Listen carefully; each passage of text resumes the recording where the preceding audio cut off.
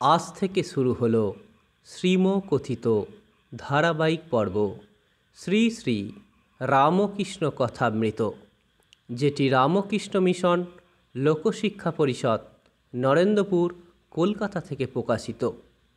এখন থেকে ধারাবাহিকভাবে প্রথম খণ্ডটির বিভিন্ন অংশ সুন্দরভাবে আপনাদের সামনে উপস্থাপনের চেষ্টা করব। তব কথামৃতং তপ্ত জীবনং কবিভিরিতং কলমশাপহম শ্রবণমঙ্গলং শ্রীমদাতং ভুবি গৃহন্তি যে ভূরিতা জনা। শ্রীমদ্ভগবৎ গোপীগীতা রাস পঞ্চধ্যায়। শ্রীরামকৃষ্ণ কথামৃত বঙ্গীয় পাঠক সমাজে সুপরিচিত একটি গ্রন্থ।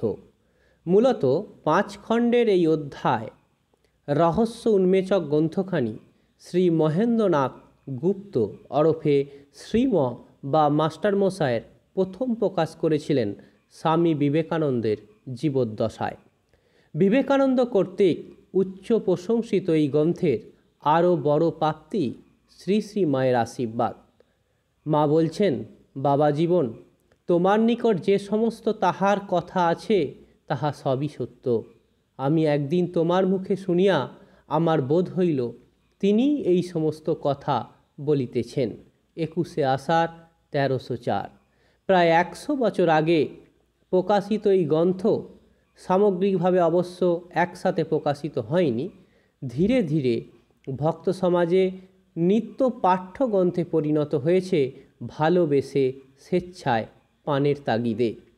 কিছু ভক্তের কাছে এ বই পাতক পাঠ্য, কারোর কাছে হয়তো রাত্রে শোবার আগে, কারোর কাছে অফিসের টেবিলে কাজের ফাঁকে ফাঁকে পাঠ্য, কারোর কাছে সাংসারিক নানান দায় দায়িত্বের মধ্যে মধ্যে পাঠ্য এই গ্রন্থ। যারা ব্যস্ত মানুষ অনবরত দূরপাল্লার ট্রেনে বা উড়োজাহাজে ভ্রমণ করেন, তাদের কাছে পথ চলতে চলতে পাঠ্য, কখনো বা শুভ অনুষ্ঠানের প্রারম্ভে অথবা মধুরেণ সমাপয়েত অর্থাৎ অনুষ্ঠানের শেষে পাঠ্য। তাই এখান থেকেই ঠাকুরের বিভিন্ন মুখনিসৃত অমৃতবাণী আপনাদের ছোট ছোট আকারে পরিবেশন করার চেষ্টা করব। আজ আলোচনা করব ভক্তির উপায় নিয়ে। মাস্টারমশাই বিনীতভাবে ঠাকুরকে জিজ্ঞেস করছেন, ঈশ্বরে কি করে মন হয়?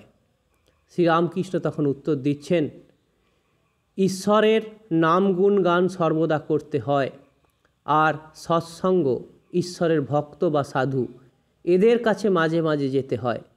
সংসারের ভিতর ও বিষয় কাজের ভিতরে রাত দিন থাকলে ঈশ্বরে মন হয় না। মাঝে মাঝে নির্জনে গিয়ে তার চিন্তা করা বড় দরকার। প্রথম অবস্থায় মাঝে মাঝে নির্জন না হলে ঈশ্বরে মন রাখা বড়ই কঠিন। যখন চারাগাছ থাকে তখন তার চারদিকে বেড়া দিতে হয়। বেড়া না দিলে ছাগল গরুতে খেয়ে ফেলে।